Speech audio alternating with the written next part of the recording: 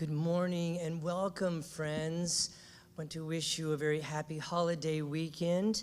And I want to welcome you all to Temple Buddhist Center's Sunday meditation service. It warms my heart to be spending this time with each and every one of you. Never underestimate the power of a few people to raise consciousness, to raise vibration of not only our community, but our world. And welcome to everybody joining us online. We hope that our service today finds you all happy and healthy. But please know that if you are struggling in any way, we hope that our service this morning can be a source of refuge as we open our hearts to you and your family and your loved ones. So let's begin our service this morning with a few conscious breaths. A conscious breath is where we seal the mouth, breathe deeply through the nose, hold that breath for a few moments, and then release slowly so that the exhale is longer than the inhale. Let's begin. Holding that breath for a moment, feeling the fullness of the lungs, and releasing slowly. And as you release, notice the body becoming more gentle, easy, light. And a second conscious breath together.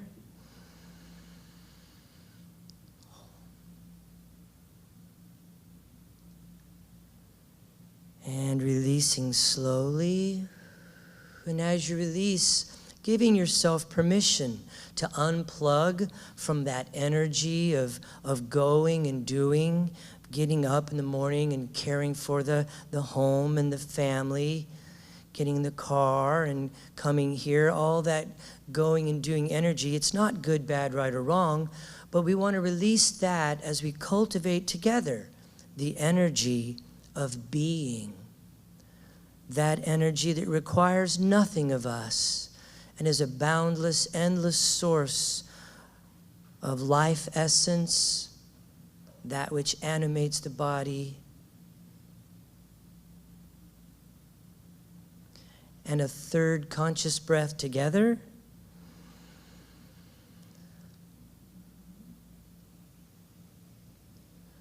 And releasing slowly. And as you release, bringing our awareness to the present moment. The present moment might seem like a small increment of time, but it has no beginning and no end. And we are always arriving in the here and the now.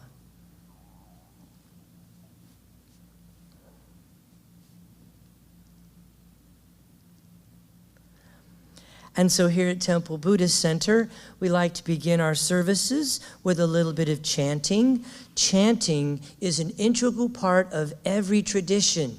Chanting is not about being a singer. Chanting is about having a voice. It is about a deeply devotional expression from what is most sacred for you, inwards, outwards. And it's also a chance to unite each other, our Sangha, through our voices and through that expression, that vocal expression. And so our chant today is Om Shanti Sat Chitananda. Om Shanti Sat Chitananda. And you might recognize Om, the seed sound, reminding us that Om is the sound of the universe and reminds us that each one of us is a beautiful note in a grand cosmic symphony forever playing. In Sanskrit, Shanti means peace. And Sat Chitananda is a three-part word that means truth, consciousness, and bliss. Om Shanti Sat Chitananda.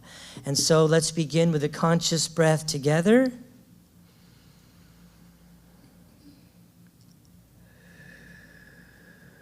And let's begin.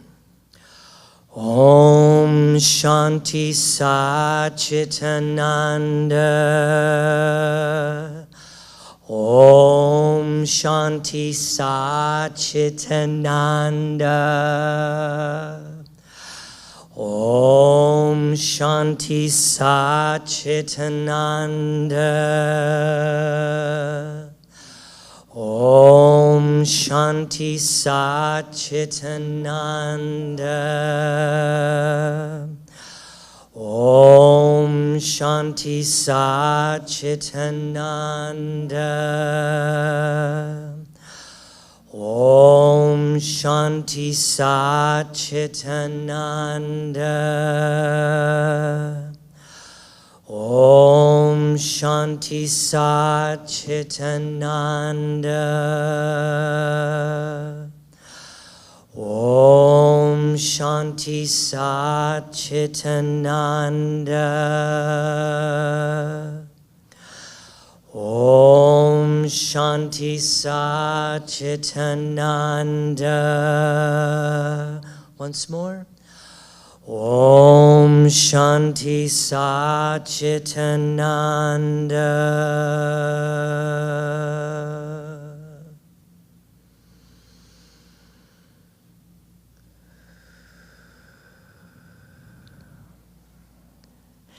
And Kit has brought the kiddos in to chant with us. Thanks, kids, for sharing your heart and your voices with us. Kit, what are you folks doing today? We're going to be making bracelets and talking about the transition into summer. Transitions. Yes.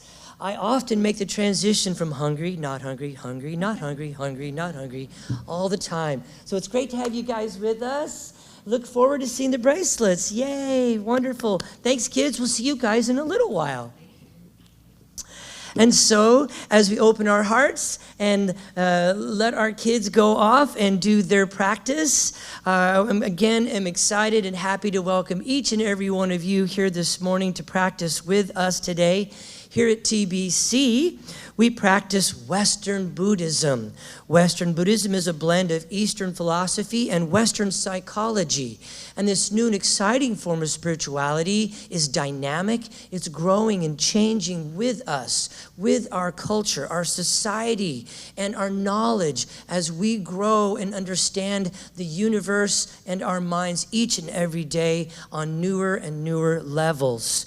It is also active. It is inclusive, and it focuses on core Buddhist insights as well as mindfulness, meditation, and their practical applications in our daily lives. Our goal here is not to get everyone to agree on a specific lineage or philosophy or sect of Buddhism, but rather it is on a shared experience of mindfulness, oneness, and love. Whether we are chanting together, sharing from the heart, or spending time in noble silence, we respect that you will participate at a level that is comfortable for you. We take refuge in the three jewels and acknowledge these core values as expressions of the awakened mind, the Buddha, the Dharma, and the Sangha. We value awareness of our Buddha nature, as well as the Buddha nature of all beings, bringing a fresh new perspective to each and every encounter. And also the second jewel, the Dharma, the truth teachings that release us from fear and delusion and help us to realize the true nature of who we are. And finally, our Sangha, our spiritual community, where we come together to practice the teachings and to help each other along every step of the path. And so at this time, let us go ahead and silence any cell phones or electronic devices as we prepare for a time in meditation and contemplation. We're going to begin with the prayer of refuge, which we will recite 3 times for the 3 jewels.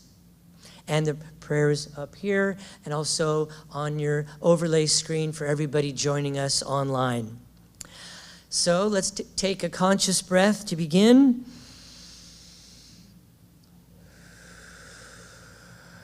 Together, in Buddha, Dharma, and Sangha, we go for refuge until fully awakened through the power of generosity, ethics, patience, enthusiastic effort, concentration, and wisdom.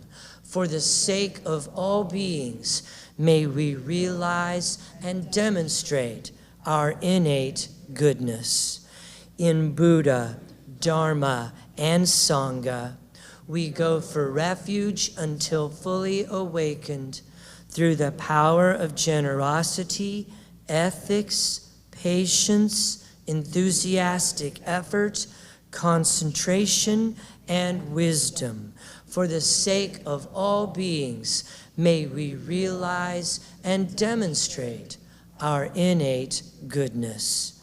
In Buddha, Dharma, and Sangha, we go for refuge until fully awakened through the power of generosity, ethics, patience, enthusiastic effort, concentration, and wisdom. For the sake of all beings, may we realize and demonstrate our innate goodness.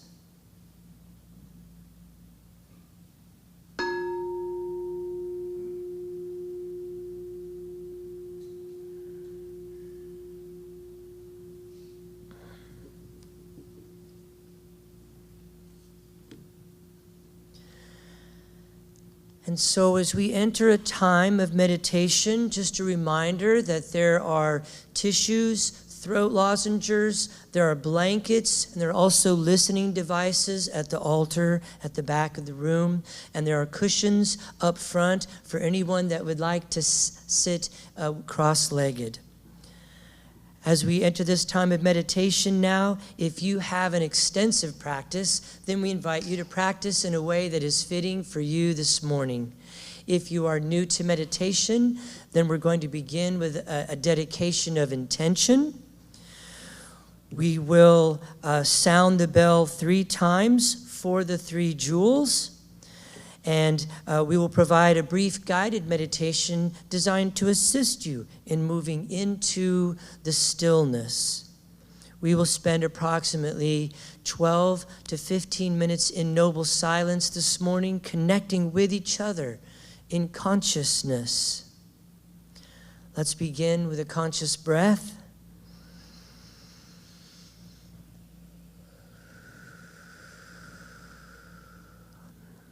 Body, speech, and mind in perfect oneness. I send my heart along with the sound of the bell. May the hearers awaken from forgetfulness, transcend the path of anxiety and sorrow, and realize the true nature of who they are.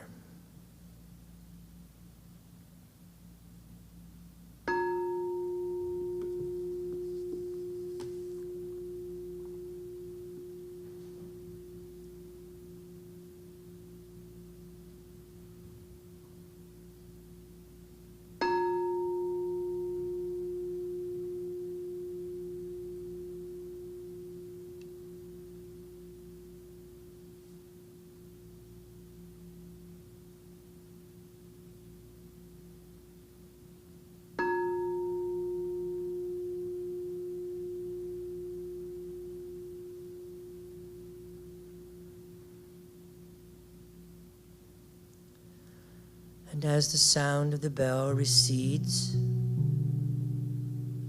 guiding us, showing us the way. If you need to take a conscious breath or adjust the posture in any way, please do so. Whatever you need to do to partner with the body to help it become more spacious, gentle, easy, and light. Bringing your awareness to the forehead, the eyebrows, releasing any tension in the jaw, allowing the shoulders to drop and the belly to completely release.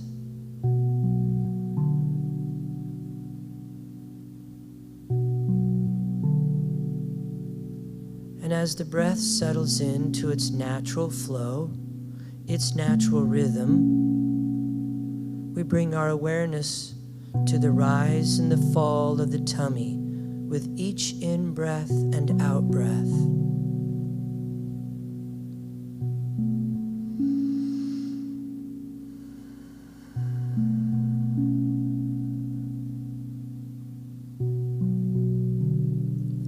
And so connected to the breath, the body is gentle and easy. We can bring our awareness to awareness itself. Noticing when the mind becomes distracted by a sound, perhaps in the room or out in the hallway. And the moment you notice this sound, in the same moment, we gently and lovingly return to the rise and fall of the tummy, to this breath.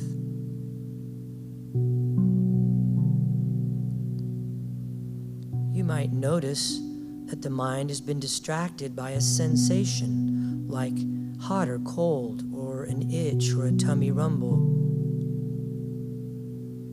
The moment you notice the mind has been distracted, in the same moment, lovingly and without judgment, simply return to the breath.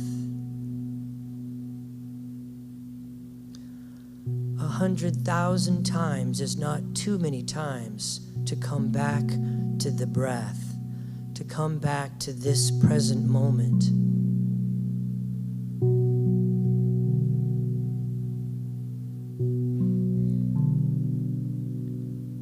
You might notice that the mind has been distracted by a thought or a string of thoughts. When we notice this, it's not an opportunity to punish yourself or judge or have a comment or a story. It's a moment of celebration, for you have awakened from the dream of thought, and we simply return to the breath.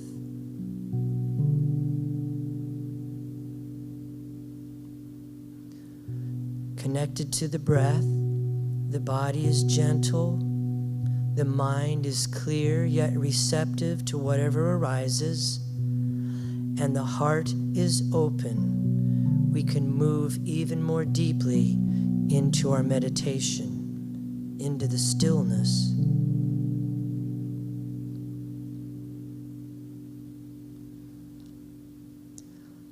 I close my eyes and I see clearly. I stop trying to listen and I hear truth. I am silent, yet my heart sings. I seek no contact and find union.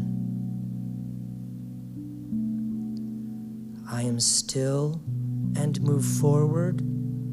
I am gentle and need no strength.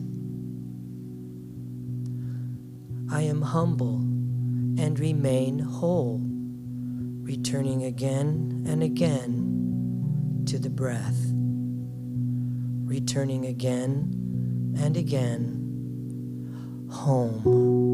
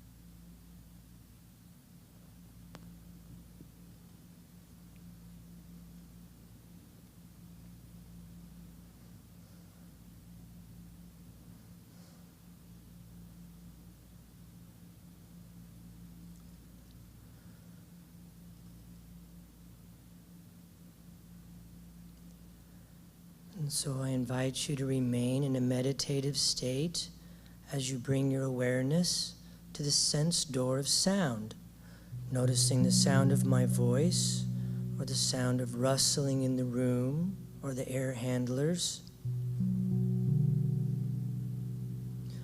And as you become aware of the sense door of sound, can you keep 5% of your awareness on the still silence within that is always with us?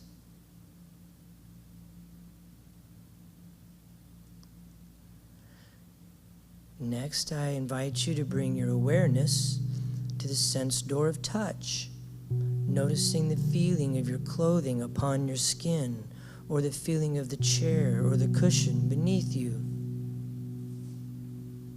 And as you become aware of matter and material and form, can you keep 5% of your awareness on that which is formless? In other words, awareness of awareness.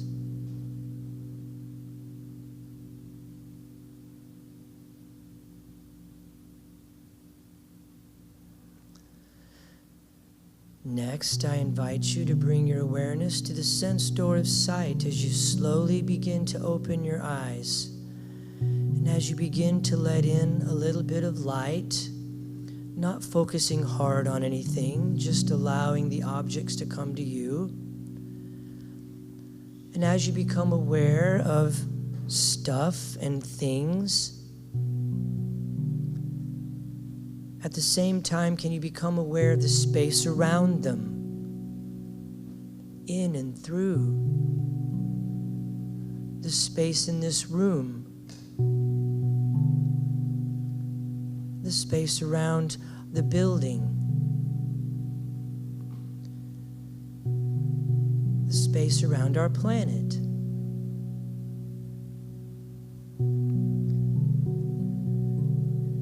Next, I invite you to bring your awareness to the breath as we all take a conscious breath together.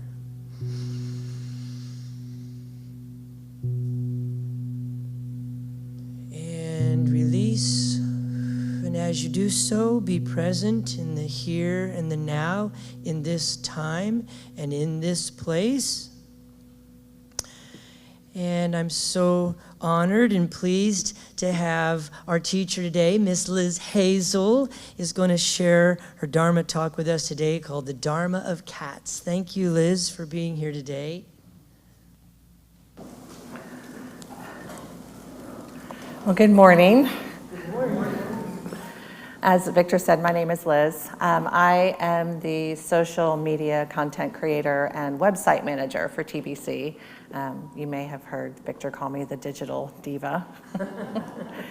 I've been practicing meditation and Buddhism for about 12 years.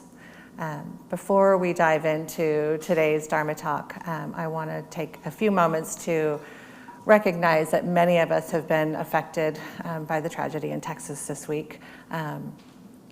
Victor has found a GoFundMe that he'll talk about later, but I wanted to let you know that there will be a link posted on our Facebook page, and I will make sure that it's on Instagram as well, so that if you want to make a donation directly to help the families of those victims, it is available.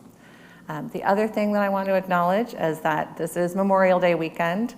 It is the beginning of the summer for us and our float trips and barbecues and pool parties, but it is really rooted in remembering and honoring those people who lost their lives in service to our country. So I would like to take a moment and just take a conscious breath and be grateful to them.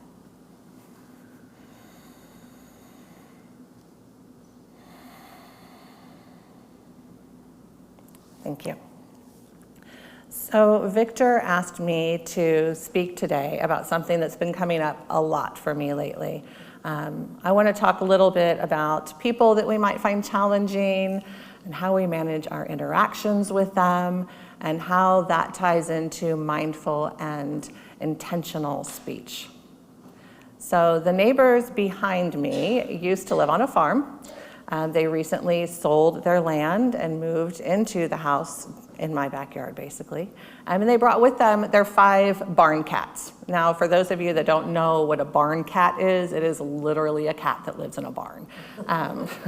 They are working cats, so to speak. It's their job to make sure that mice and rats don't get into the farm animal food. And that is actually why cats started to live with us in the first place. They came to keep mice out of the grain that humans collected. So we developed this symbiotic relationship where they depended on us for food and we depended on them to hunt. Cats being indoor animals is a very recent development. That's because kitty litter wasn't invented until 1947. So until then, cats lived outside, even if we considered them to be pets. So anyway, these cats moved into our neighborhood and they didn't want to live in the house. They've always lived outside and that's where they're happiest. The other morning, I was sitting on my front porch and I was having my coffee and enjoying the nice warm breeze and the sunshine, and I saw one of our neighbor's cats walk across the street. And pretty soon I saw that cat walk back with something in its mouth. And I won't go into detail, but I'll tell you it wasn't a bird, so I was happy about that. But for a split second, I was really, really mad at that cat because I know that that cat has cat food. I have seen it on my neighbor's porch. And I could not figure out why did this cat wake up this morning and choose violence. And then it hit me, it's a cat. So for those of you that know Jackson Galaxy, otherwise known as the Cat Daddy, he's an author and cat behavior specialist. He's written several books. He was actually here at Unity before COVID for a book signing. And if you're familiar with him, you'll probably recognize what I'm about to say. He says in one of his books that what we think of as house cats are not really domesticated animals. They are not like dogs. Did you know that dogs have developed eyebrows to communicate with humans? Yeah, cats have not developed that. They don't really need to communicate with us unless they want their food bowl filled, or maybe they want a pet, but not too much, only on their terms. Our feline companions are still just big cats. Like tigers and lions. And when a big cat, a tiger or a lion, wakes up in the morning, the first thing they think is, I've got to go hunt something for breakfast. Their minds and the minds of our own feline companions are hardwired to hunt, catch, kill, eat, groom, sleep. And if you have a house cat, you can see this behavior, especially if you're playing with them. They will play, and then they may go get something to eat, and then they will groom themselves, and then they'll go to bed. So how many times have we expected the people we know to stop acting like cats? I was angry at a cat for behaving like a cat, and he was simply doing what cats do. He's not seeing rabbits or mice or dogs or birds as sentient beings like himself. He sees them as prey because he's a cat. So how many times do we get angry at a cat for just being a cat? There's actually a fable about this very thing too, only it involves a frog and a scorpion. So the story goes that the scorpion asks the frog to carry him across the river. And the frog's like, I don't know, dude. I mean, you're a scorpion. But the scorpion says, if I sting you, we're both going to drown. So the frog says, okay, I see what you're saying. I'll take you across the river. But then halfway across the river, the scorpion does indeed sting the frog. The frog's like, what the hey?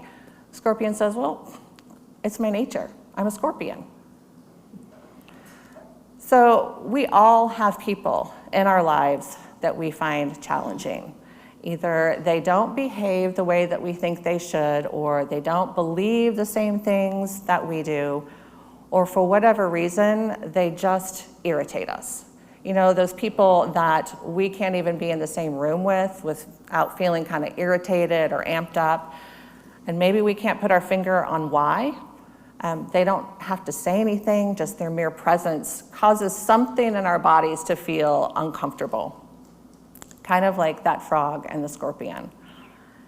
So we have that feeling of unease in the pit of our stomach or in our throats.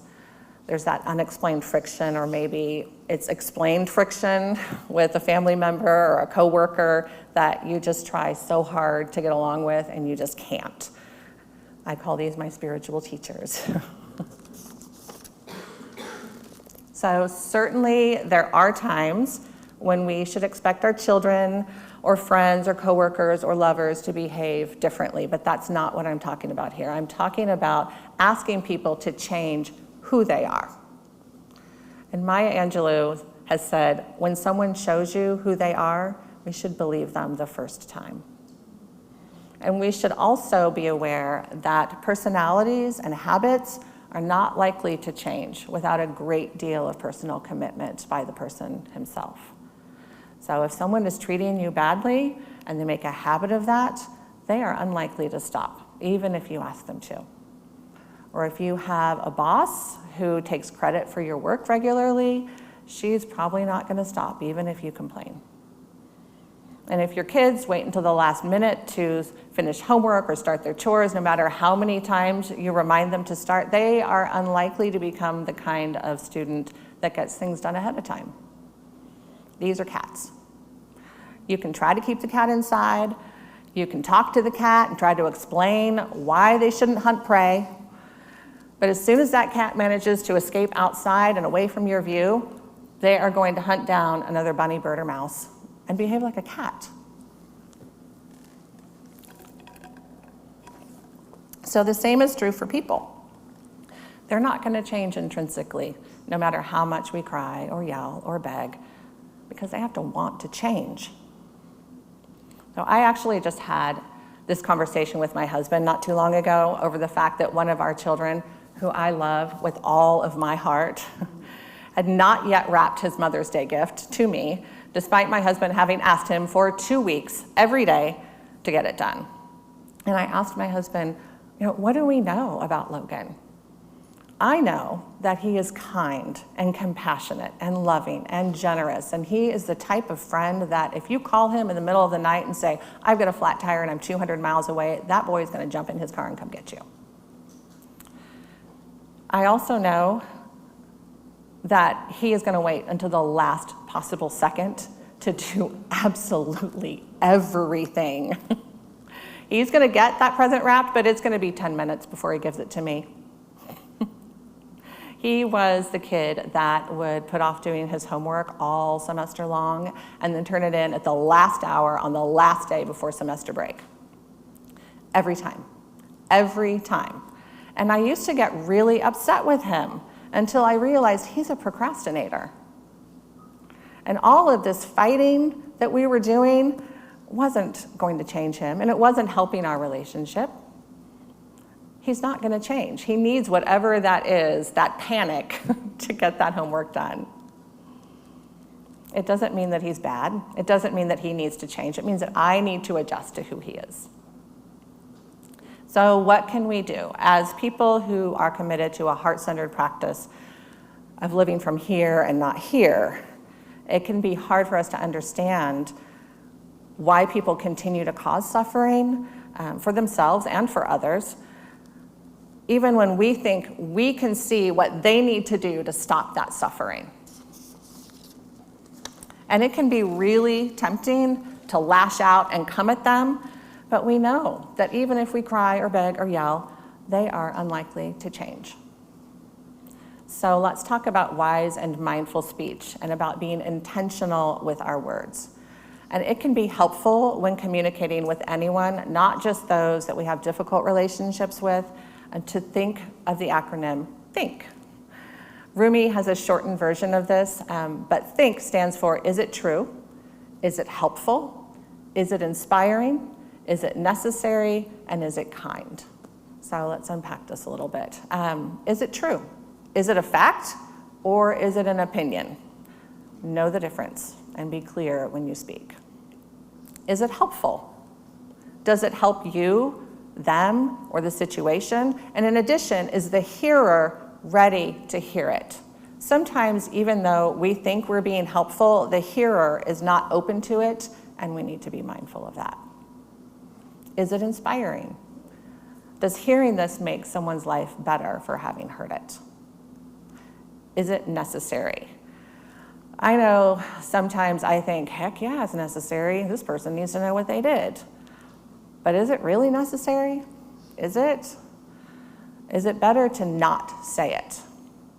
I know for me, most of the time, when I'm dealing with a particular person that really gets me going, the answer to that question is no, it is not necessary, and it's better to just keep my mouth shut.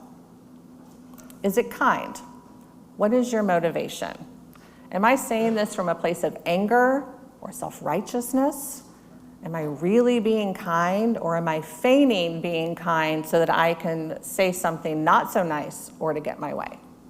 I kind of think of this as the Blanche Devereaux effect, like when she says things to Rose like, what a beautiful dress. Did that not come in a color that complements your complexion?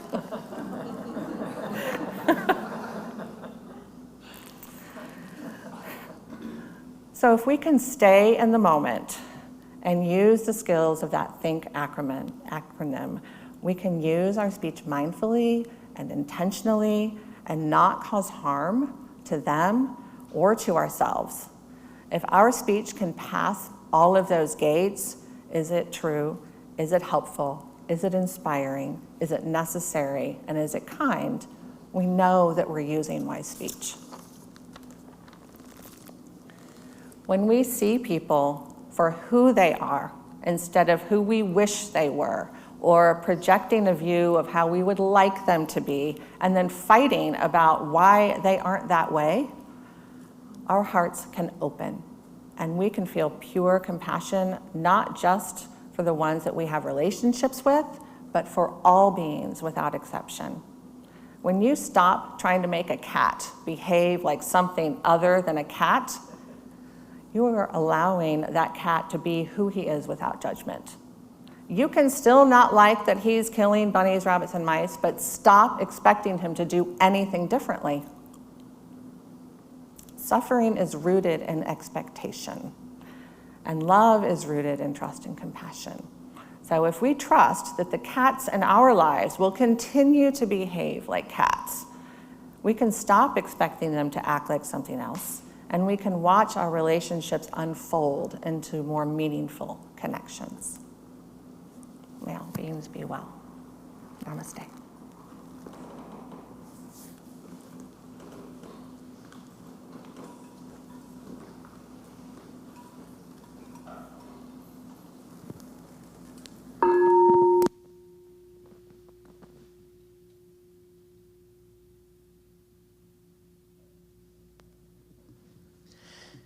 Thank you so much, Liz. Let's take a moment to just embody the teachings. Sometimes the head wants to analyze, synthesize, record, remember, figure out. And it can be more important sometimes to just feel the truth teachings.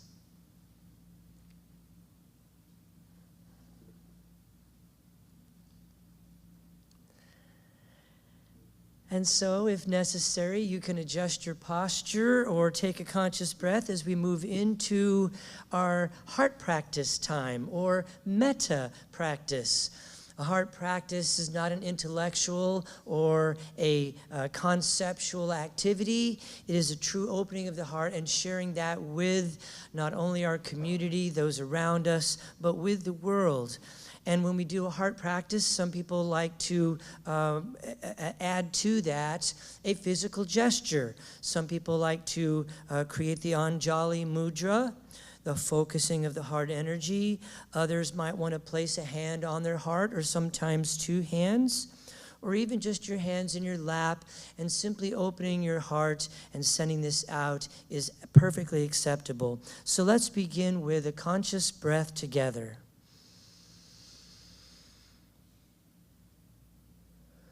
And as you release, I invite you to bring to mind now the image of you, a full body image of the form that has been given your name, that has accrued the many experiences over the years. And holding this image in your mind's eye, recite silently to yourself these words of metta practice or loving kindness practice. May I be filled with loving kindness.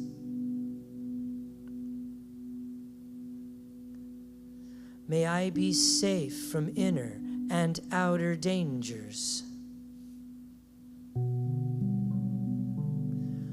May I be well in body and mind.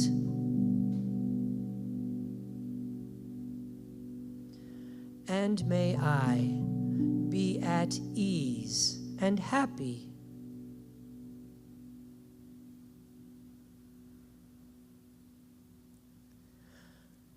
Conscious breath.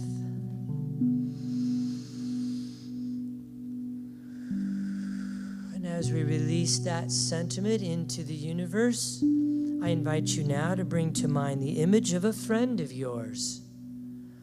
Holding this image of your friend in your mind's eye, let us open our hearts as we send metta. May you be filled with loving kindness.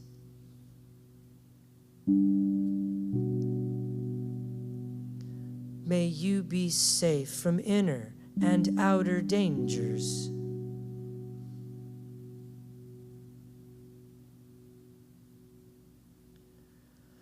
May you be well in body and mind.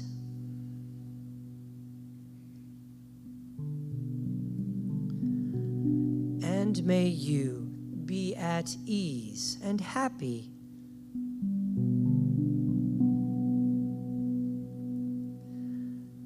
Conscious breath.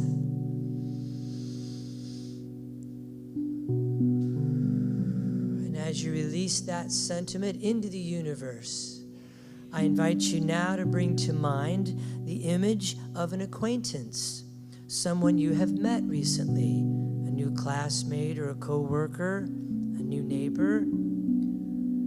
Holding this image in your mind's eye, let us open our hearts as we send metta. May you be filled with loving kindness.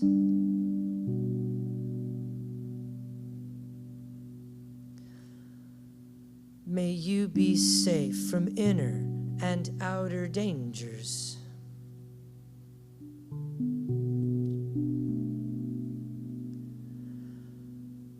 May you be well in body and mind.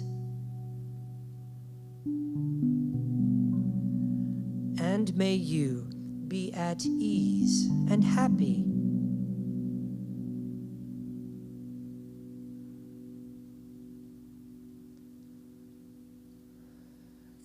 Conscious breath.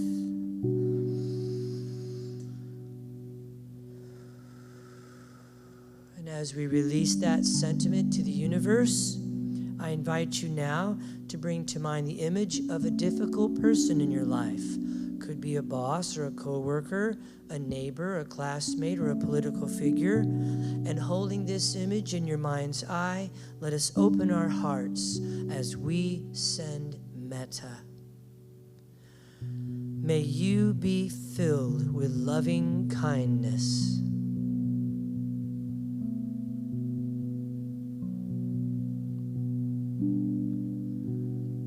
May you be safe from inner and outer dangers.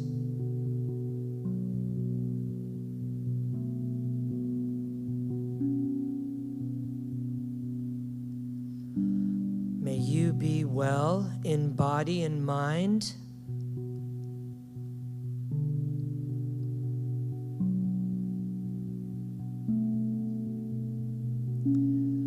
And may you be at ease and happy.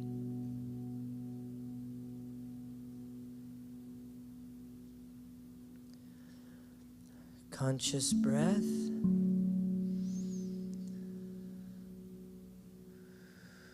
And as you release that sentiment into the universe, I invite you now to bring to mind the image of the world, all the plants and the flowers, the trees, animals of the land, the sea, the sky, and all sentient beings, including ourselves, Holding this image in our mind's eye, let us open our hearts as we send metta. May we be filled with loving kindness.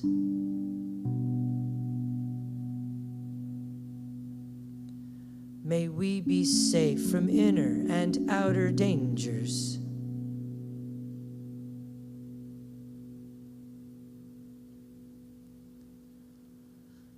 May we be well in body and mind.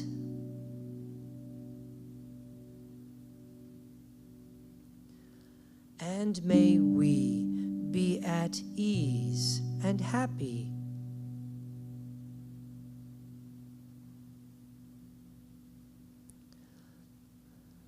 Conscious breath.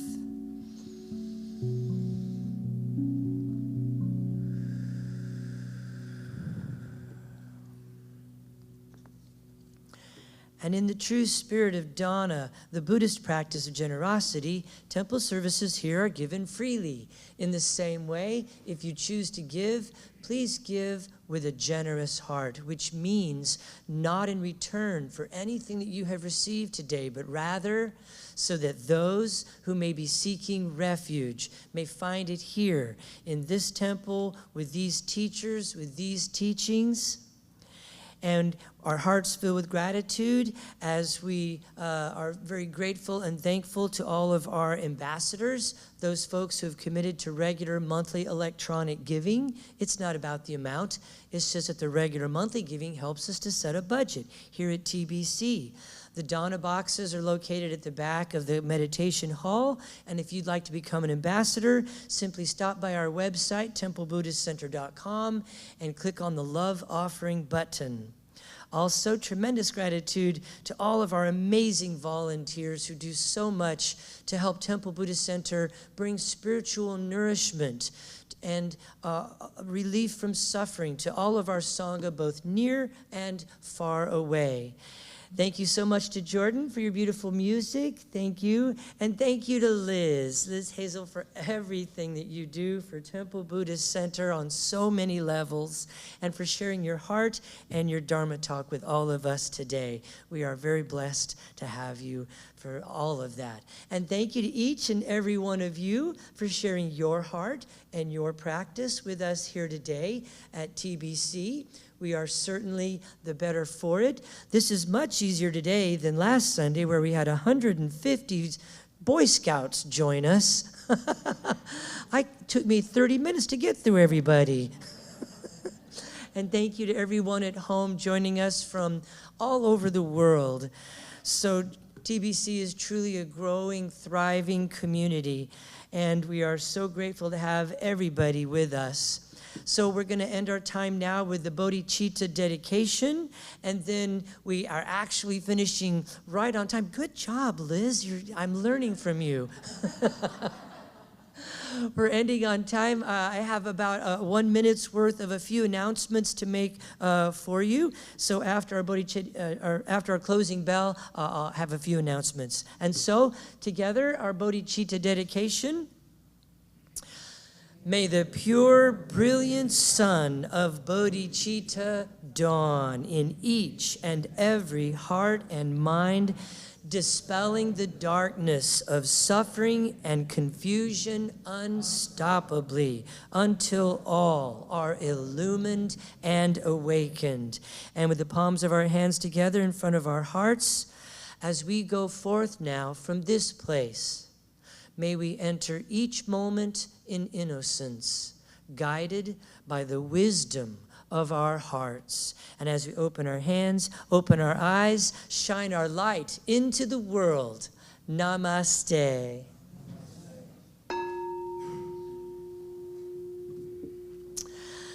Thank you so much, everyone. And Liz mentioned the GoFundMe site. There are a number of places where people can help. I found this one. It is put on by a wonderful group that's called the Victims Fund. And this is a GoFundMe site where 100% of the proceeds will go to the families in Uvalde, Texas.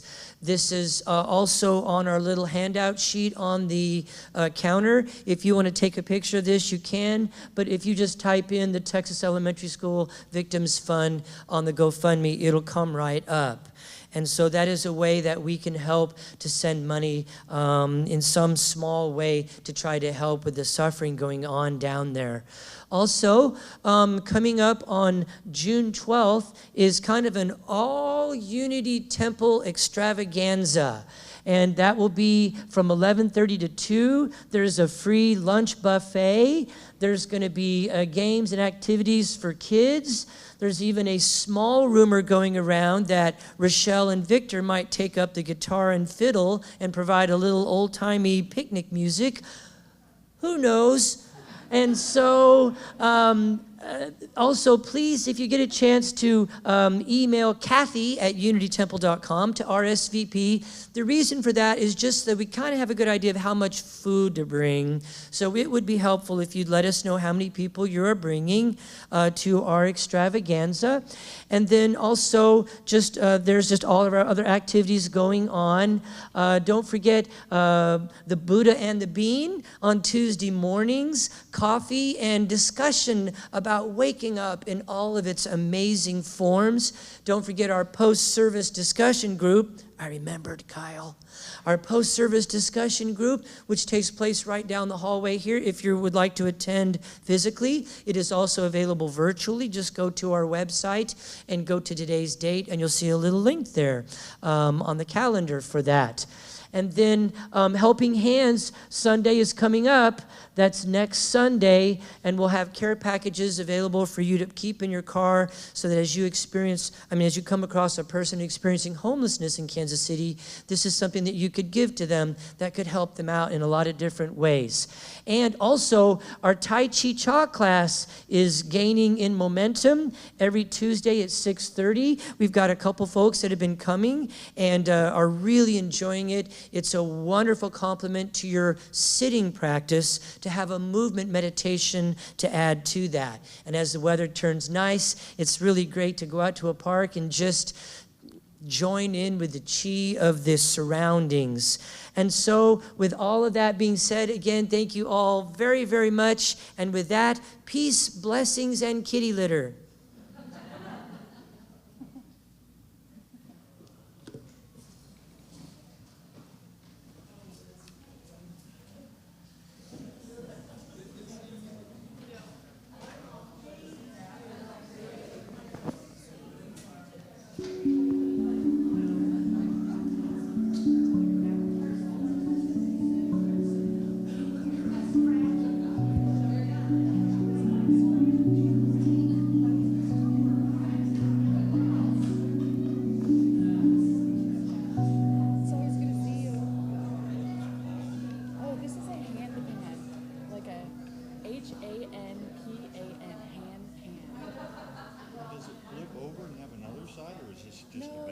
Yeah, this is just the base, and it's tuned to an F.